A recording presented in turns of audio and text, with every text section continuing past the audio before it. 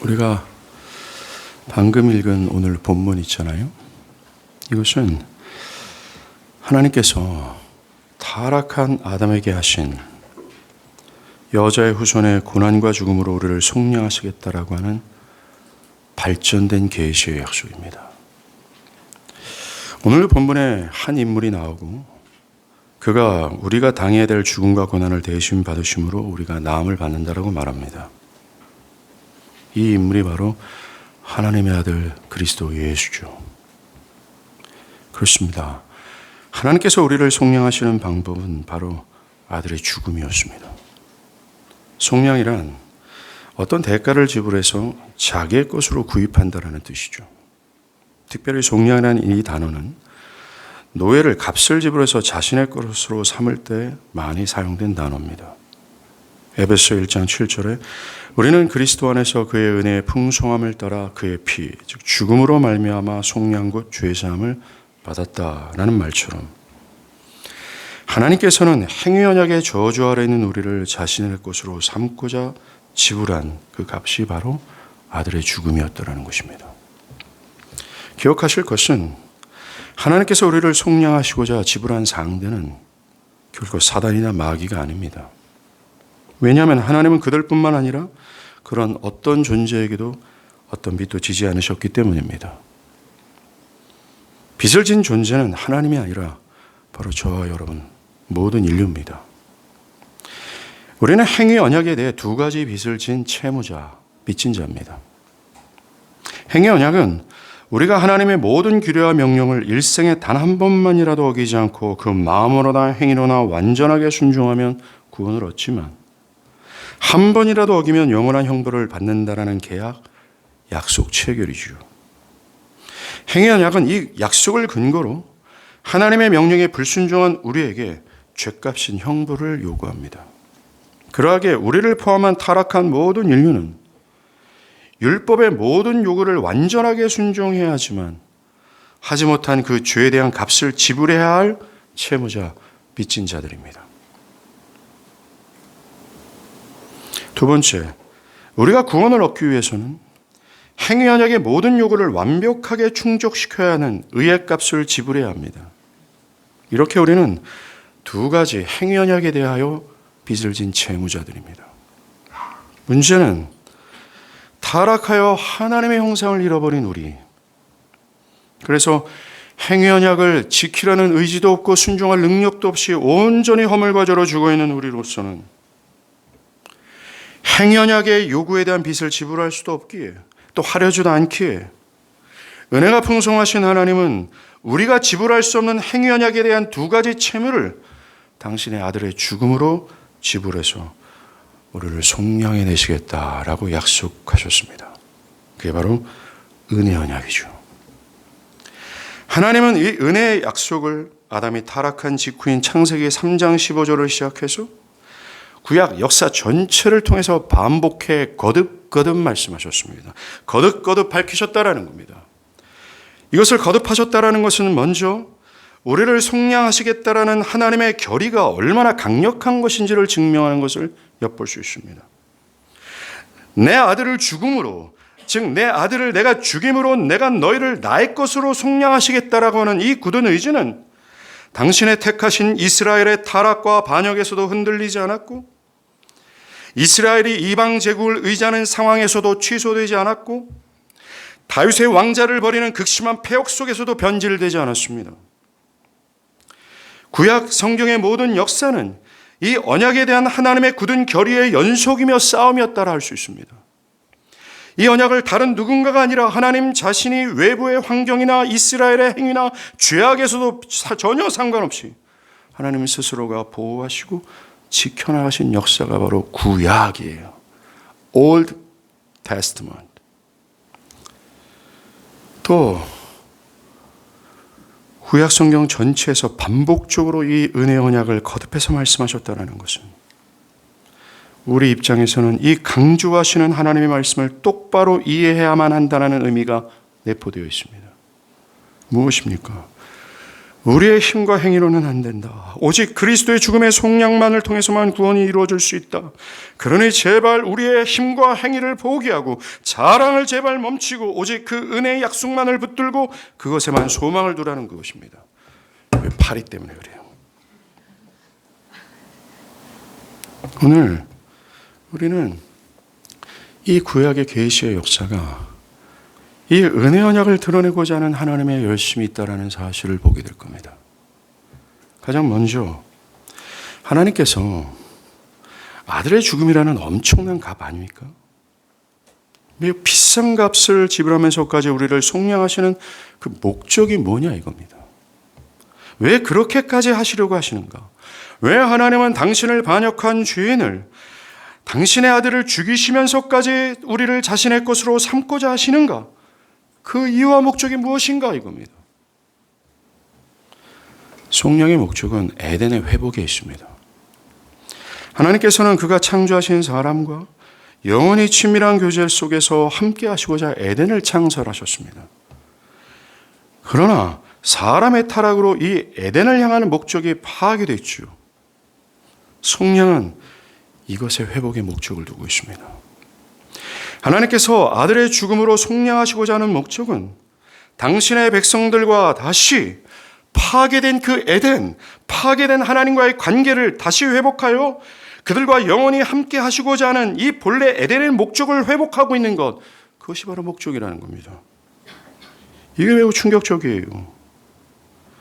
우리와 관계를 회복하는 그것이, 그리고 우리와 함께 하시는 그것이 위대하신 하나님께 얼마나 소중하고 간절한 소망이었기에 그것을 위해 당신의 아들을 죽음으로 내볼 정도였던가?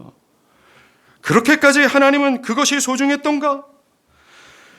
우리를 속량하시려는 하나님의 목적을 통해 그가 우리를 얼마나 사랑하시고 우리와 함께 하시고자 하는 하나님의 열의를 논리적으로도 알 수 있다는 것입니다. 이것은 아들의 죽음의 속량으로 확연하게 드러난 사실입니다. 이 사실을 우리가 느끼든 그렇지 않든, 그것을 현재 동의하고 있든 그렇지 않든, 이것은 역사가 증명하고 역사가 교훈하는 바라는 것입니다. 아들을 죽이시면서까지 내가 에덴을 회복하여 내가 창조한 사람과 친밀한 관계 속에서 영원하게 함께하겠다라고 하는 그분의 결의찬 그 어떤 심정, 결의찬 그 사랑 말이죠.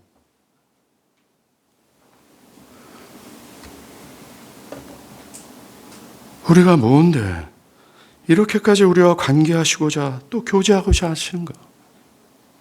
우리가 뭔데 창조주이시며 그 무엇도 필요 없으신 부와 만족 가운데 계신 하나님께서 우리를 이렇게까지 생각하시는가? 이것을 깨달았던 다윗이 뭐라고 얘기합니까? 사람이 무엇이간데 주께서 우리를 생각하시고 인자가 무엇이간데 우리를 이렇게 관대하게 여기시나이까라는 겁니다. 우리는 이 속량의 목적을 들음으로 그 하나님의 선하심을 듣고 체감해야 된다고 저는 확신합니다. 두 번째, 우리가 질문할 것이 있어요. 왜 속량이 필요했던가 이겁니다. 속량의 필요는 창세기 3장에서 인간의 반역의 결과로 생겨난 겁니다. 하나님의 형상으로 창조된 아담은 그 놀라운 능력과 특권을 가지고 하나님을 사랑하기보다 마귀의 통치에 복종하는 것을 선택했습니다. 이것은 지금도 저와 여러분의 삶 가운데 계속 반복되는 죄악이죠. 그것으로 아담과 그의 후손인 모든 인류는 완전한 행복과 안식을 근원 되신 하나님을 잃어버렸습니다. 본래 에덴을 통해 소망하셨던 하나님과 영원히 함께하는 그 놀라운 복락을 잃어버렸습니다. 그 결과가 지금의 현실이 됐죠. 저주와 죽음과 질병과 열등감과 우울감 앞에서의 어떤 분노와 진노와 사생아와 엄청나고 잔인한 모든 폐역한 범죄들.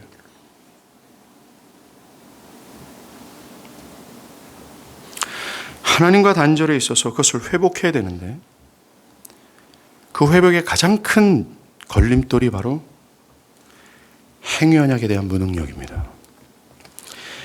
행위 언약은 하나님의 모든 규례와 명령을 다 충족시킬 경우에 죄를 미워하시는 그 거룩하신 하나님과 함께 거할 수 있다라고 말합니다. 그런데 인간이 반역함으로 인해 행위 언약을 충족시킬 수 있는 하나님의 형상을 잃어버렸습니다. 그래서 행위 언약에 대해 무능력해진 인간은 스스로의 힘과 행위로는 행위 언약을 충족시킬 수 없음으로 말미암아 그 거룩하신 하나님과 함께 거할 수 없게 됐다는 겁니다. 이 행위 언약에 대한 무능력이 하나님과 다시 관계를 회복하고 함께 할 수 있는 최고의 걸림돌이었다는 것이죠. 여러분들이 제가 자꾸 파리를 쫓는 이유는 말은 안 하지만 파리에게 신경을 쓰니까, 그래서 말씀을 못 들을까 봐 제가 대신 파리에 신경을 써주는 겁니다. 그래서 은혜가 풍성하신 하나님은 인간의 행위와 힘이 아닌 다른 이의 힘과 행위로 이 행위 언약의 모든 요구를 충족시키겠다라는 약속을 체결하셨어요. 그게 은혜 언약입니다. 다시 하나님과 함께 하시고자, 그가 바로 그리스도 예수이며 하나님이 우리를 속량하시는 값은 바로 그의 아들의 죽음이었어요. 행위 언약에 대한 두 가지 채무, 이 빚을 우리가 아니라 하나님의 아들 예수의 죽음과 순종으로 충족시키겠다라고 하나님은 약속을 체결하셨다는 겁니다. 이렇게 그리스도의 순종과 죽음은 철저히 행위 언약과 관련이 있는 겁니다.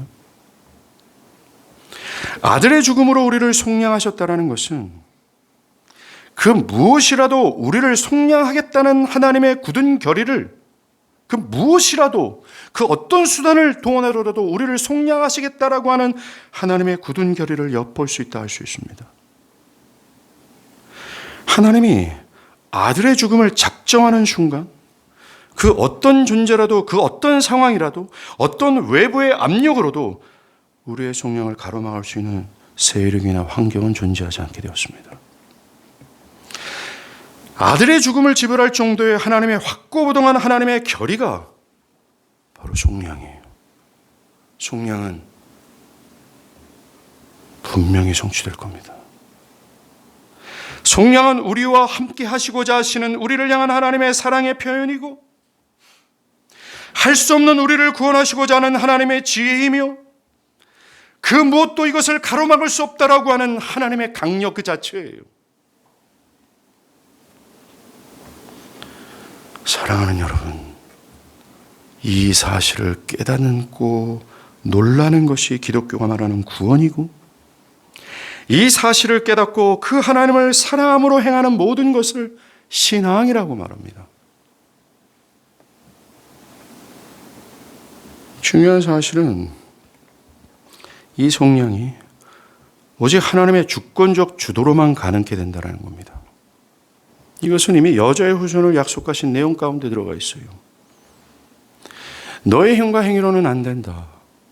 오직 다른 이의 힘과 행위로 가능하다라는 메시지. 원시 복음을 통해서 말이죠.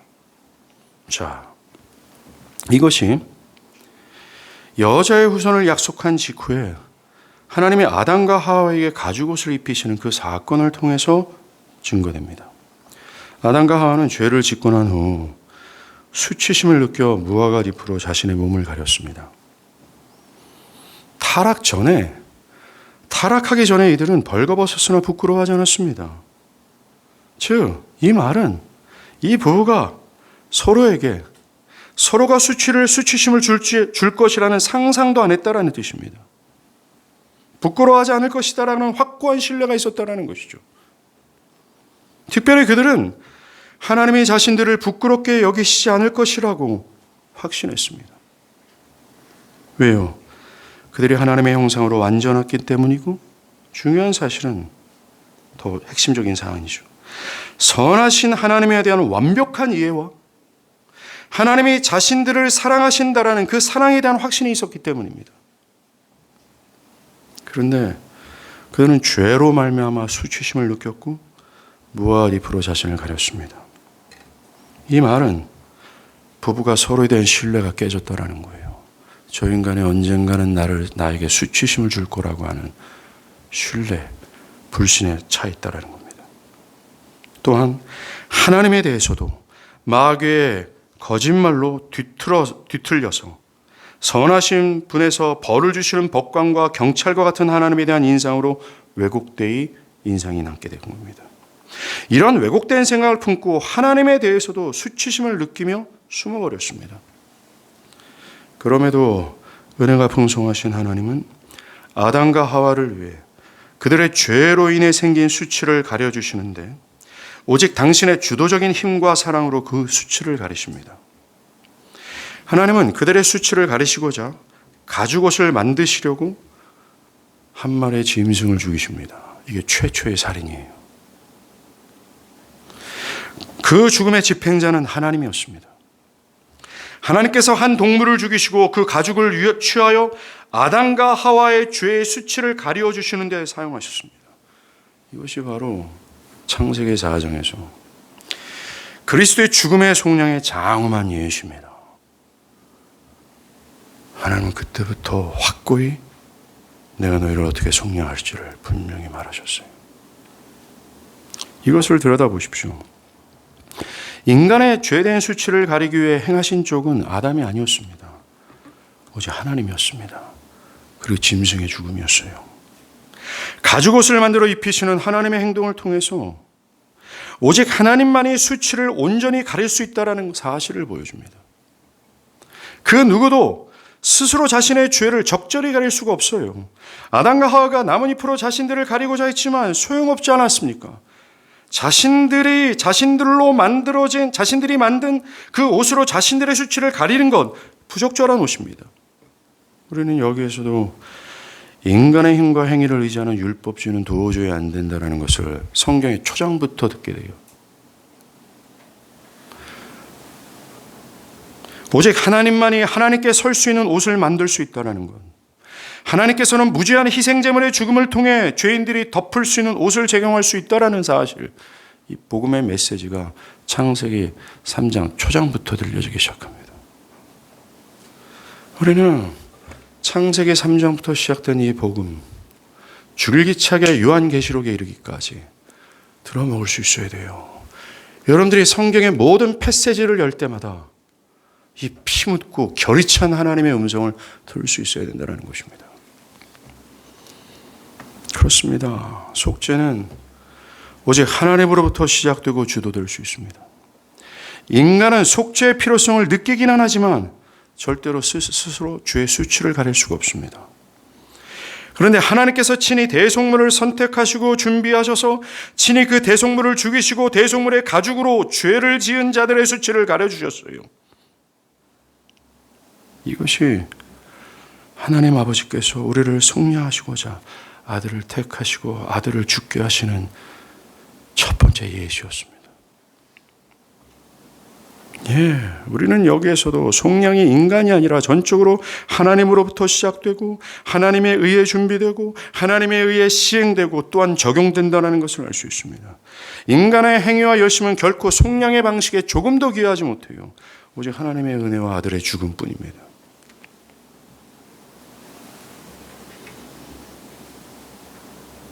이 그리스도의 죽음으로 우리를 속량하셨다는 약속은 창세기 3장에서 봤지만 창세기 4장 패시지 한 장만 넘기면 아담의 아들들의 행적을 통해서도 드러납니다. 아담이 에덴에서 쫓겨난 후에 아들을 낳았지요. 창세기 4장에 그 아들들의 행적이 나옵니다. 가인과 아벨의 제사의 사건은 그들의 행적에 대한 유일한 사건 기록입니다. 이 기록 하나만을 기록했다라는 거죠. 언제요? 아담이 에덴 동산에서 쫓겨난 그 이후 망가지고 저주와 고통과 죽음 가운데 살아가는 자들에게 처음 등장한 메시지. 이 기록 하나를 통해서 우리는 하나님이 이 성경을 통해서 우리에게 무엇을 계시하고자 하시는지, 이 성경을 통해서 우리에게 뭘 말해주고자 하는지, 성경을 통해서 우리가 들어야 될 그것이 궁극적으로 무엇인지를 알아야 돼요. 그게 바로 아들의 속량입니다. 가인은 땅의 소산을 예물로 드렸어요. 즉 자기가 피땀 흘려 재배했던 농산물, 자신의 행위와 노력의 결실을 제사로 드렸다는 겁니다. 반대로 아벨은 아담이 수치를 가렸던 방식과 일치한 방식을 택합니다. 바로 짐승의 피의 제사, 죽음의 제사였어요. 즉 아벨은 자신의 노력과 행위가 아니라 희생제물의 죽음을 의지했다는 것이 분명합니다. 성경은 아벨과 그의 제물은 하나님께서 받으셨지만, 즉 구원하셨건만 가인과 가일의 제물은 받지 않았다라고 말합니다. 무슨 차이였을까요? 히브리서 기자가 얘기합니다. 아벨은 믿음으로 제사를 드렸기 때문이라고 말합니다. 여기에서 우리는 구원 얻는 믿음의 특성을 발견할 수 있어요. 우리는 믿음이 무엇인지를 엿볼 수 있습니다. 뭡니까? 사람의 행위나 열심이 아닌 철저히 아들의 죽음을 의지하는 믿음으로만 구원이 가능하다는 것. 나의 힘과 열심으로는 도저히 그 하나님께 받아들이지 못하며 오직 하나, 아들의 죽음만을 믿는 것을 통해서만 이 은혜의 약속을 붙드는 것이 바로 믿음이라는 거죠. 이것이 창세기 4장 인간의 타락 직후에 기록된 성경이 우리에게 계시하는 우리가 속량을 받는 방식입니다. 믿음 하나로 말이죠. 또 역사가 흘러서 노아 홍수를 만납니다. 홍수가 끝난 후에 노아가 하나님께 제사를 드렸습니다. 성경은 노아가 하나님께 제단을 쌓고 정결한 짐승, 정결한 새로 번제, 제물을 제단 위에 올려놓고 불로 태워드리는 제사죠. 그 제사를 드렸는데 하나님이 그 향기를 받으시고 땅을 저주하지 않기로 하셨다라고 전합니다.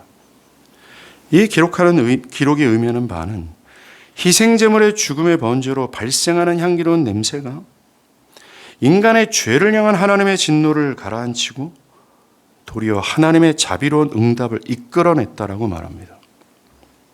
이것을 통해서 우리는 속량의 죽음에는 중요한 효과가 있다는 것을 알 수 있어요. 하나는 행위 언약의 불순종함으로 발생한 하나님의 진노가 행위 언약을 불순종한 빛을 대신하여 지불한 희생제물의 죽음을 통해 무마된다는 것입니다. 그리고 그 희생제물의 죽음으로 그것을 의지하는 자들이 하나님의 자비함을 받게 된다는 거죠. 여기서 죽임당하는 번제물이 누구를 예표합니까? 그리스도 예수 아니겠어요? 이어서 또 역사는 흘러 창세기 22장에서 이 속량이 대속적 의미를 가지고 있다는 사실을 만나게 됩니다. 하나님이 어느 날 아브라함에게 그의 유일한 상속자 이삭을 번제로 바치라고 해요. 그것에 아브라함은 순종하여 이삭을 제단에 묻고 칼로 죽이려는 바로 그 순간 하나님은 멈추라 하시고 그 옆 덤불에 걸린 순양을 대신하여 번제로 드리라 하셨습니다. 그 옆 멀쩡한 순양이 덤불에 걸리게 하신 분이 누구십니까? 하나님이에요. 순양을 하나님이 예비하셨다라는 겁니다.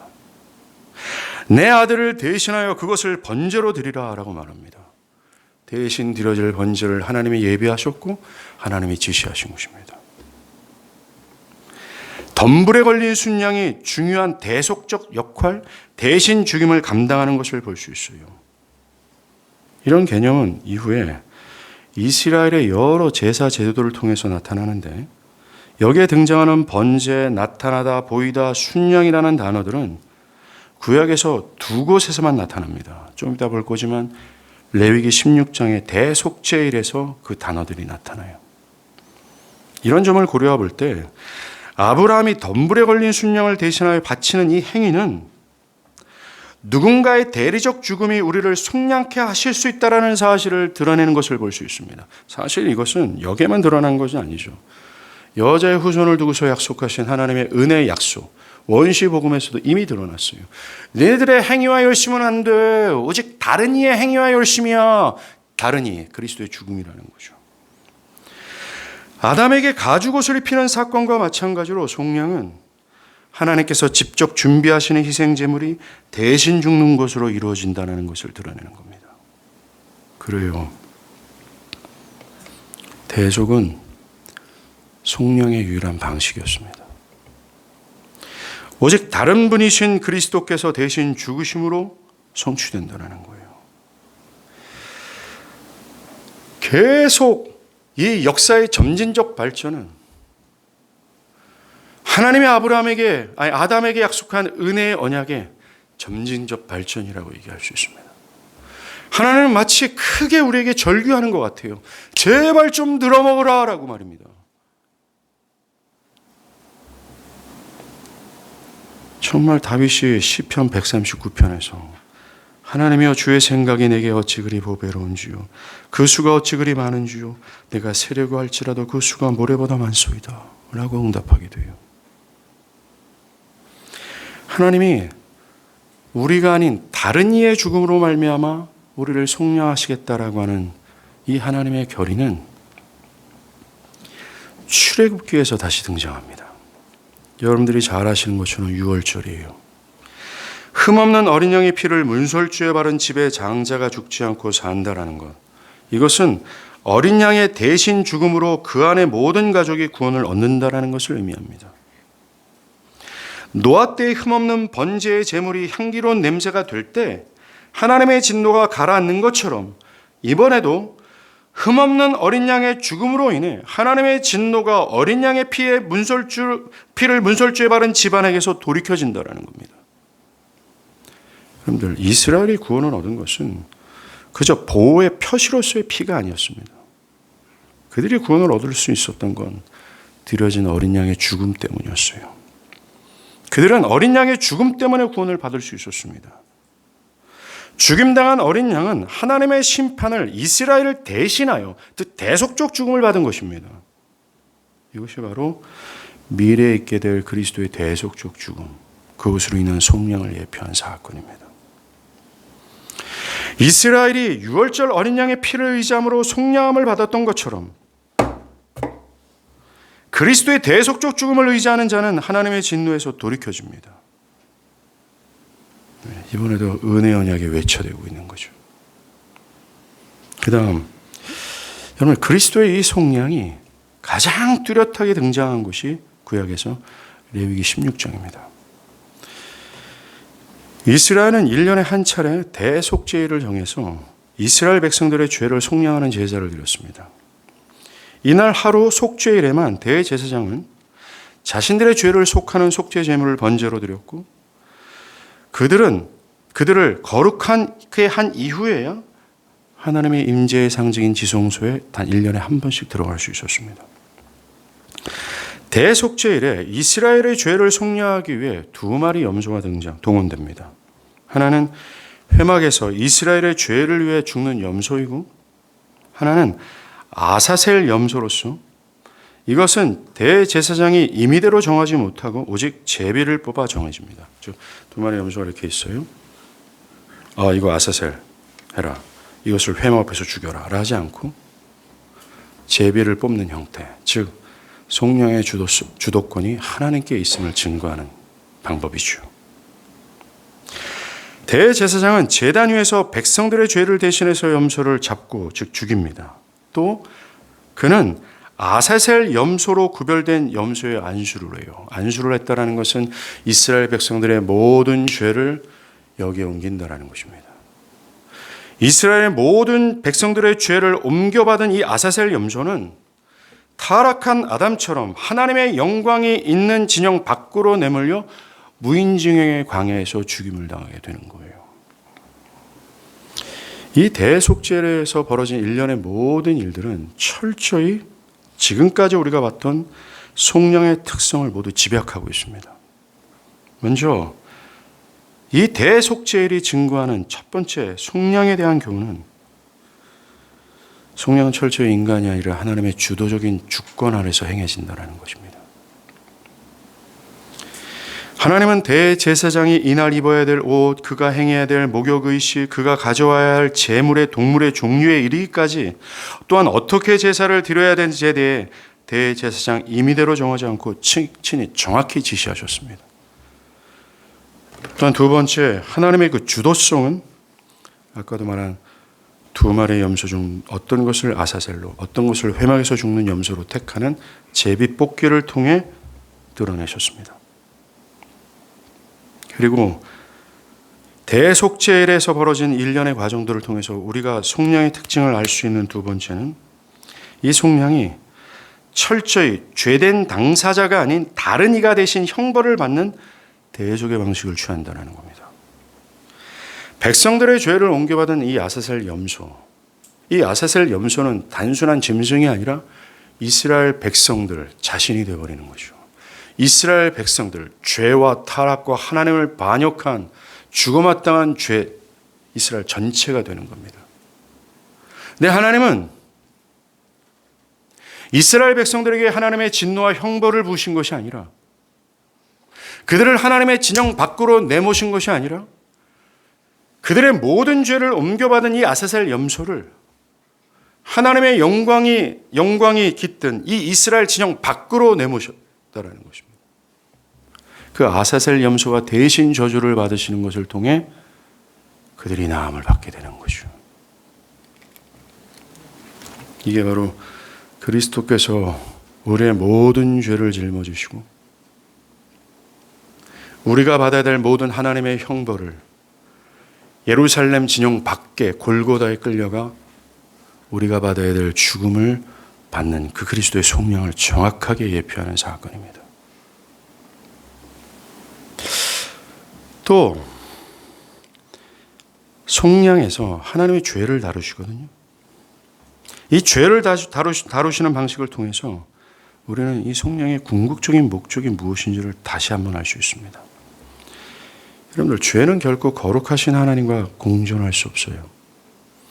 죄를 가지고 있는 자들은 절대로 거룩하신 하나님과 공존할 수 없습니다. 함께할 수 없습니다. 이것을 아사셀 염소를 통해서 우리가 알 수 있지 않습니까? 죄인들의 죄를 옮겨받은 이 염소는 죄인들 모두죠.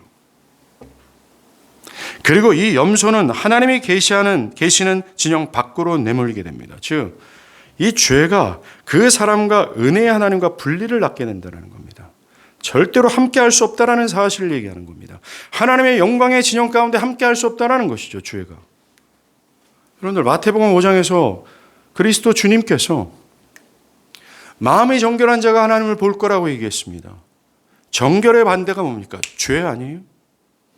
저와 여러분이 성령께서 열어주시는 영적인 시야를 통해서 하나님의 위대하심과 이 성경의 계시를 통해서 하나님이 그 아들을 통해서 우리를 구원하시고자 하는 당신의 그 선하심, 한량없이 충만하신 자비와 사랑을 보고 맛봐 그 하나님의 영광을 벗어 놀래 자빠지며 그에게 경이로움을 느끼고 그에게 매료되어 그를 사랑하지 못하는 이유가 뭔지 아십니까?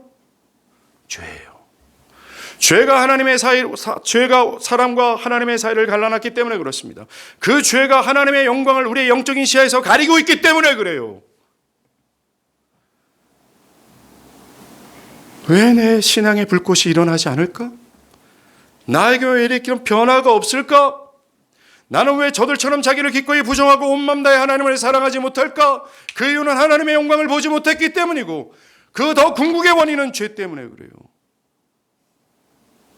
오늘날 현대인들은 죄를 거론하는 것을 무서울 정도로 싫어하고 죄를 인정치 않으며 죄를 깃털처럼 여길 정도로 가벼이 여깁니다. 죄는 무시무시했어요. 첫 아담, 그 완전한 아담이 완전한 행복을 잃어버릴 수 있는, 일순간에 잃어버리게 하는 파괴력을 지녔습니다. 우리와 영원토록 함께 하셔서 친밀한 교제 가운데 거하시고자 하는 하나님의 소망을 파괴시킨 파괴력을 지녔어요. 혹시나 여러분들도 죄로 인해 이 심령이 파괴되지는 않았습니까? 하나님을 마땅히 기뻐하고 그분을 순종하며 그분을 즐거워해야 되는 그 영혼이 파괴되어서 하나님이 아닌 여전히 채워지지도 못하는 돈을, 세상을, 권력을, 사람을, 자식 새끼를 갈급해하고 미치도록 그것을 정말 갈망하고 얻고자 하지는 않습니다. 죄가 우리 가운데 우리의 삶과 우리의 내면 통해서 증거되고 있는데 우리는 죄가 없어지기를 바라는 마음이 별로 없다라는 겁니다. 분명히 아사셀 염소를 통해서 하나님이 죄를 어떻게 다루시고 이 죄는 기필고 하나님과 분리를 낳는다, 하나님과 단절을 낳는다, 하나님의 영광을 가린다, 하나님의 영광과 함께할 수 없다 이렇게 말하고 주구장창 구약 성경 전체가 말함에도 불구하고 매주일 하나님, 목사님 저 매주일 교회 가서 말씀 들어요. 전 성경 공부도 하는데요. 라고 함에도 불구하고 죄를 버리려고 하지 않고 죄를 멈추려고 하지 않습니다.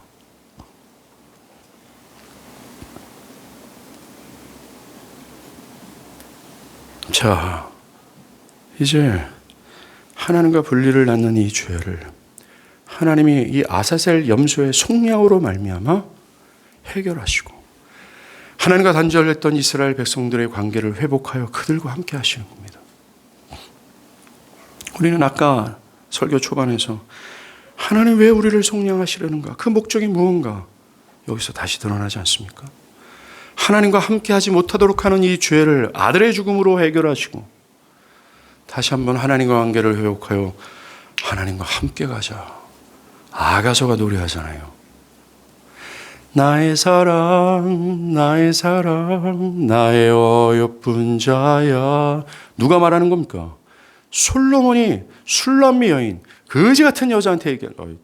이게 여성 폄하가 아닙니다. 여성은 다 거지 같지 않죠. 다 아름다운데. 하여튼 술람미 여인은 성경에서 기록해 봤을 때 절대로 길러지지 않은 인격을 가지고 있어요. 그 스스로도 나는 이 예루살렘 여자들에 비해서 정말 검게 그을렸고 피부는 너무나 거칠고 성격은 너무나 싸납고 안과밖에 아니라는 겁니다. 그런데 솔로몬, 최고의 영예와 권력을 줬던 솔로몬이 그 술람미 여인을 보고서 장난이 아닌 겁니다. 눈이 돌아간 거예요. 미친 겁니다. 거의 신데렐라급이에요. 뭐라고 얘기합니까? 나의 사랑, 나의 어여쁜 비둘기야. 봄날이 찾아왔다. 포도나무에 꽃이 피었구나. 일어나 나와 함께 가자. 이게 무슨 메시지예요?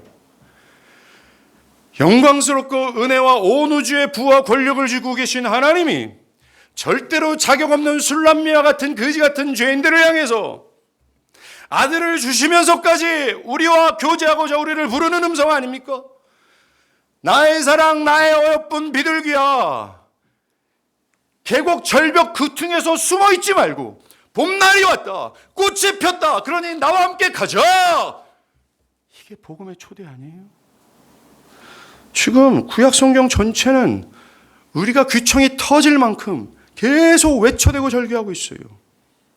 난 너희를 사랑하고 기꺼이 너와 관계하길 바라고 너와 친밀한 교제 가운데 영원히 함께하고 싶다. 그것을 내가 해결하기 위해서 아들의 죽음을 약속했다라고요. 구약 성경은 여기서 그치지 않습니다. 선지서죠. 그리스도의 속량을 전해요. 대표적인 구절이 우리가 읽은 이사야서 53장입니다. 구약의 여러 제사 제도는 지금까지 희생 제물, 희생 짐승의 죽음으로 우리를 속량하시다라는 예표였어요. 그런데 우리가 읽은 이사야서 53장에서는 이 속량이 짐승이 아니라 한 인격으로 이루어진다라고 말합니다. 한층 더 여자의 후손으로 오실 그리스도를 더 강력하게 증거해 주는 거죠. 이사야서 53장에서 이 속량을 담당하는 고난받는 한 인격은 단순히 인간이 아니라 하나님과 같은 분으로 묘사됩니다. 고난받는 종은 여호와와 구별되지만 여호와 같은 하나님으로 표현된다는 거죠. 우리가 읽은 첫 번째 구절이죠. 이사야 52장 13절. 고난받는 종이 높여졌다, 들려졌다, 지극히 존귀하게 될 거다. 이 표현은 구약 성경 전체에서 3번이 나오는데 모두 여호와를 표현할 때 나타나는 표현입니다. 따라서 이 고난받는 종은 여호와 동일시되는 또 다른 하나님이라는 거예요. 또한 지금까지 구약의 모든 계시와 동일하게 이사야서 53장에서도 이 속량이 대속적 죽음, 여호와와 같은 그 인격이 대속적 죽음으로 말미암아 속량이 이루어진다라고 전합니다. 우리가 읽은 4절과 5절이죠. 그는 실로 우리의 질고를 지고 우리의 슬픔을 당하였다. 그가 찔림은 우리의 허물 때문이요 그의 상함은 우리의 죄악 때문이라. 이렇게 고난받는 신적 존재의 죽음이 죄로 인해 하나님과 불화했던 죄인을 하나님과 화목하게 할 유일한 방식이라고 전하기 시작하는 거죠. 그 이후로도 이스라엘 역사 한번 보십시오. 이스라엘 백성들이 노예로 종살이 했던 애굽에서 구원해낸 분이 누굽니까? 여러분들 출애굽기 12장에서 분명히 증거하잖아요. 나는 여호와다. 내가 애굽의 종되었던 너희들을 애굽에서 건진 바로 그 하나님이다라고 합니다. 이게 복음 아니에요? 너희들의 힘과 행위로 너희가 출애굽 못했어. 내가 다 했어. 그게 내 하나님, 바로 나야 라고요. 복음은 말입니다. 복음은 행위 언약의 모든 저주에서 우리를 자유케 했다라고 멈추지 않습니다. 그리스도께서 죽음으로 우리의 죄를 사하셨다라는 것에 멈추지 않습니다. 복음은 우리를 하나님의 자녀로 만드셨다라고 멈추지 않아요. 복음은 영원무궁한 하나님의 나라 가운데 영원토록 우리를 살게 하겠다라는 것에 멈추지 않아요. 이 모든 것은 이 복음에 말하는 궁극의 모든 수단에 불과합니다. 과정에 불과해요. 복음의 궁극이 뭔지 아십니까? 너희를 출애굽하게 한 바로 내가 하나님이다. 이겁니다. 그 하나님을 알고 하나님에 대해 놀라 하나님의 경이로움에 빠지고 하나님께 전율하여 와우! 하나님께 놀라 하나님을 사랑하게 되는 거예요. 하나님은 성경을 통해서 내가 하나님이야, 내가 바로 그야, 나를 봐 라고 말하는데 우리는 자꾸 복음의 부산물에 멈춰 있어요. 그게 과연 복음을 알았다? 그게 참 구원일까요? 구원은 그리스도의 성령으로 말미암아 에덴을 향해서 가졌던 하나님의 소망이 내 안에 성취되는 것입니다. 뭐예요? 구원을 딴 게 뭐라 그래요? 이 나와 함께 하시고 나와 친밀히 교제하고 싶은 하나님의 심정에 우리가 놀라, 그걸 깨닫고 놀라 그 하나님을 사랑하게 되는 것이 구원이라고 말합니다. 구원은 기계가 아니에요. 논리적인 지식이 아닙니다. 철저히 구원은 관계예요. 하나님과 관계하셨던 우리가, 죄로 인해서 하나님과 단절되었던 우리가, 하나님과 관계가 파괴됐던 우리가 다시 그 관계가 회복되어 하나님을 누리고 하나님과 친밀하게 하고 하나님을 곁에 두는 거. 여러분들 오늘 맥체인 오늘 분량이 뭡니까? 시편 139편이잖아요. 다윗이 뭐라고 얘기해요? 한번 찾아봅시다. 139편.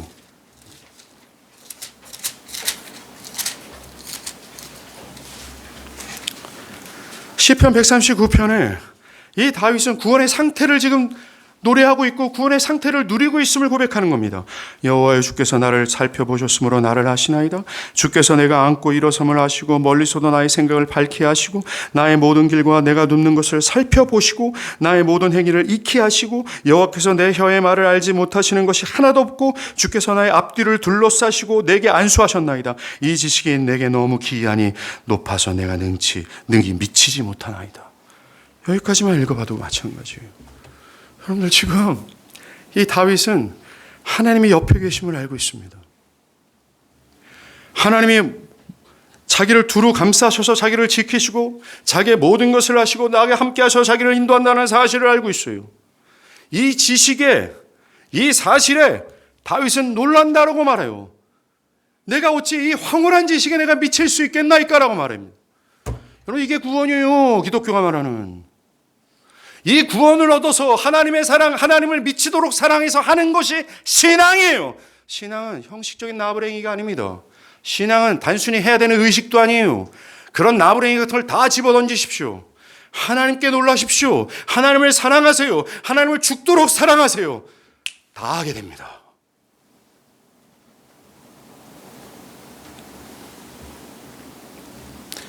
여러분들, 프린스턴 신학교 찰스 아지 교수의 말처럼 구약에 우리는 어느 것을 펴도 그리스도와 그리스도의 성령에 관련된 말씀만을 가득했다는 걸 알 수 있어요. 구약은 은혜 언약의 중추가 되는 성령의 중요한 특징을 그리스도가 오시기 전부터 이미 줄기차게 예언했습니다.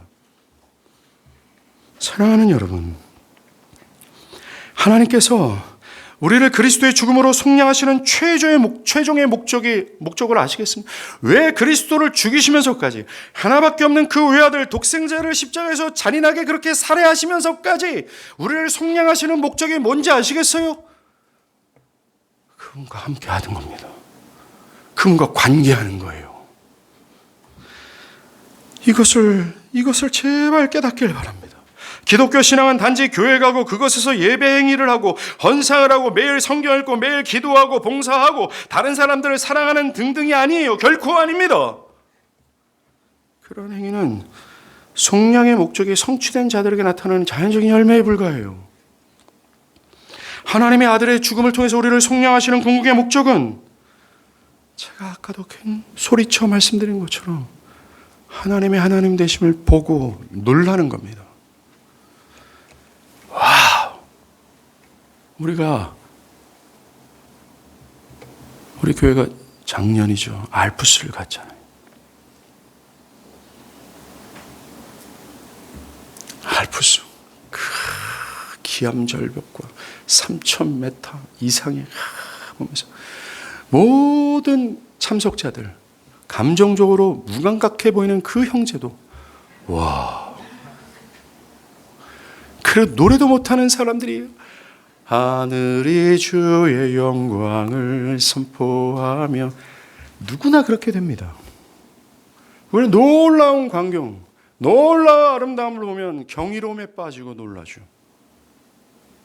그런데 말입니다. 그것을 창조하신 하나님을 보면 어떻겠습니까? 신앙의 출발은 하나님의 선하심에 대한 놀람으로 출발해. 이 구약 성경 전체가 계시는 그리스도의 속량에 대한 그 하나님의 결의찬 이 마음, 이 굳은 의지를 보면서 놀라고 그분과 함께하고 싶고 그분을 곁에 두고 그분을 의지하고 그분을 신뢰하고 그를 따르고 그와 교제하는 것. 이게 기독교 신앙이에요. Please. 여러분들이 매주일 교회 가고 아픈 속에서도 교회 가고 매일 성경 읽고 기도하고 교회 봉사하고 이 모든 너저분한 여러분들의 행위와 열심을 다 버리십시오. 그 모든 것은 그리스도가 오시는 순간 다 베드로 사도가 예언한 것처럼 다 사라지게 될 겁니다. 하나님을 사랑하는 것만 남아요. 가히 이 구약의 주구장창 말하고 반복하는 이 계시의 이 속량의 메시지 앞에서 우리의 행위와 노력을 자랑하려고 합니까? 여러분들의 행위와 노력을 근거로 자기의 의의를 드높이려고 하십니까? 더 이상 무엇으로 이 사실을 증명해줘야 여러분들이 정신을 차릴 수 있겠습니까? 신구약 성경 모두는 결코 사람의 행위와 노력을 요구하지 않습니다. 심지어 구약의 여러 곳에서도 하나님 뭐라 말씀해요? 내가 바라는 것은 변함없는 사랑이지 제사가 아니다. 나는 하나님인 나를 사랑하고 그를 경외하는 것을 원한다. 나는 번제보다 나 하나님 자신을 아는 것을 원한다라고 말하고 또 말하셨어요. 즉 하나님이 원하시는 것은 여러분들의 행위와 정성이 아니에요. 신앙의 열심과 노력이 아니라는 겁니다. 하나님이 원하시는 것은 마귀의 거짓말로 왜곡된 참되신 하나님을 알고 그 하나님을 사랑하고 그에게 매료되어 그를 경외하고 영화롭게 하는 바로 그거예요. 하나님은 우리에게 무엇인가를 받기를 원하시는 분이 아닙니다. 하나님이 뭐가 부족해서 우리한테 뭘 받겠어요?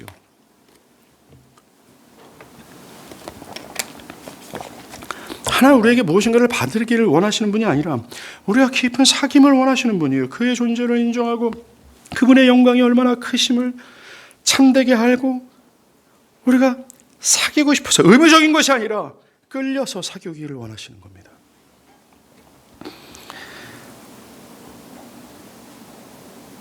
사랑하는 여러분, 제발 기독교 신앙을 무엇을 하고 무엇을 안 하는 것으로 이해하는 것은 이걸 포기하세요. 하나님을 맛보고자 성경을 피십시오. 하나님을 좀 알고자 좀 구하세요. 기도하라는 얘기입니다. 여러분의 신앙의 모든 행위는 하나님을 아는 것에 초점을 맞추고 그래서 하나님을 지금보다 더 사랑하는 데 목표를 둬야 돼요. 이게 신앙이에요. 여러분들 변화를 목표로 한다면 일평생 다 수고해 보십시오. 절대로 일도 변화되지 않을 겁니다. 신앙의 목표를 잘못 설정한 거예요. 신앙을 하는 모든 행위의 초점과 그 모든 궁극의 목표는 지금보다 하나님을 알고 그 하나님을 지금보다 더 사랑하는 것, 거기에 목표를 둬야 돼요. 저는 우리 교회 모든 교인들이 궁극적으로 그 자리에 서기를 바라는 마음으로 말씀을 이렇게 전하고 있는 것뿐입니다. 정말 하나님을 사랑하는 것.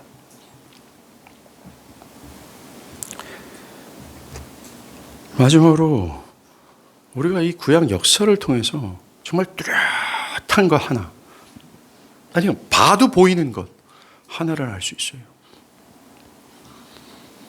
그게 뭡니까? 타락하여 죽음 가운데 있는 우리를 향해 하나님 우리를 살려내고자 하는 그분의 결의예요. 하나님의 절규가 들리지 않습니까? 살리자. 그들을 살리자. 잃어버린 그들을 다시 되찾자. 내 아들의 죽음을 지불하면서까지 나를 떠난 그분의 백성들, 당신의 백성을 구하자. 이 외침이요. 아들을 죽이시기까지 하면서 작정하시고 그것을 실제적으로 성취하는 것을 통해서 그분의 절규가 들리지 않습니까? 이 외침을 듣고 나아가십시오. 생명으로 나아가십시오. 생명으로 여러분이 나올 수 있는 길은 믿음뿐입니다. 여러분들의 행위와 노력을 철저히 부정하십시오. 제가 이렇게 말씀드리는 이유가 뭔지 아십니까? 이상하게도요, 교회를 그저 허접하게 들락거리는 사람도, 한 달에 한 번 교회 가는 사람마저도 종교적 자기의가 있어요. 내가 이 정도는 한다라고 하는, 그걸 기반으로 한 구원에 헛되고 거짓되고 결핍되고 혐오스러운 확신을 가지고 있습니다. 여러분 안 그런 것 같습니까? 교회를 다닌 지 생전 처음으로 6개월만 돼도 사람들이 이상하게도 자기의 종교적 행위 안에서 종교적 의의를 쌓아요. 그 모든 자기의 행위와 노력이 하나님 앞에서 그 어떤 것도 의도 선도되지 못한다라는 성경의 분명한 메시지를 몰라요. 심지어 그것을 들음에도 불구하고 그것을 제끼기보단 신앙의 조그마한 행위 안에서 자기 의의를 챙겨요. 그래서 이 복음을 들어야 되는 겁니다. 제가 금요일날도 말씀드렸지만 이것은 아는 지식이 중요한 게 아닙니다. 이것이 성령을 통해서 나에게 증거되는 거죠. 만약에 여러분들이 나의 행위와 열심으로는 도저히 안 되고 오직 그리스도의 죽음의 속량으로만 해결된다는 사실, 이 복음의 메시지를 듣게 된다면 여러분들의 전 인격은 진동하게 될 거예요. 하나님의 선하심에.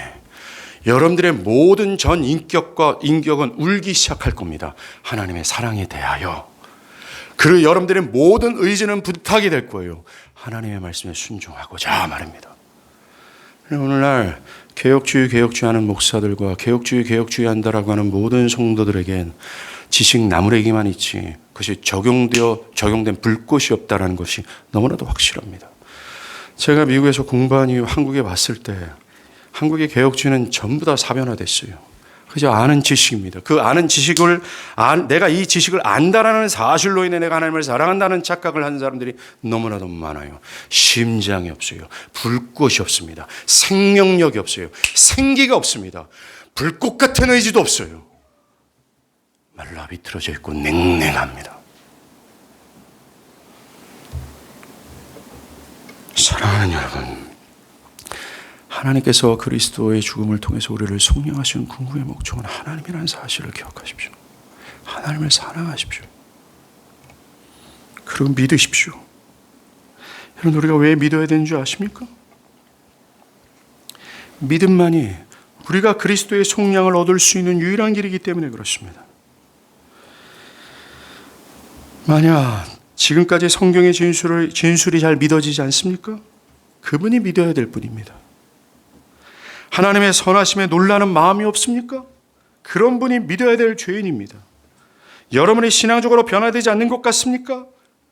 그분이 믿어야 될 분입니다. 혹시 나는 죄가 많아서 좀 더 신앙을 열심히 해야 합니다. 나는 좀 더 거룩해야 됩니다라는 생각을 하십니까? 그분이 믿어야 될 죄인입니다. 그분들이 구원을 받으려는 믿음밖에 없기 때문입니다. 하나님은 죄인들을 향해 믿으라고 하셨지, 그것만 요구하셨지 다른 어떤 것도 요구하지 않습니다. 바랍니다. 이 4,000년의 역사, 그 수많은 인물과 엄청난 사건들을 다 동원하여 우리에게 한 가지의 메시지를 주는 이 하나님의 복음의 메시지를 제발 듣고 믿고 속량함을 받아 그분의 선하심에 놀라시고 그분을 사랑하길 바랍니다. 기도하시겠습니다.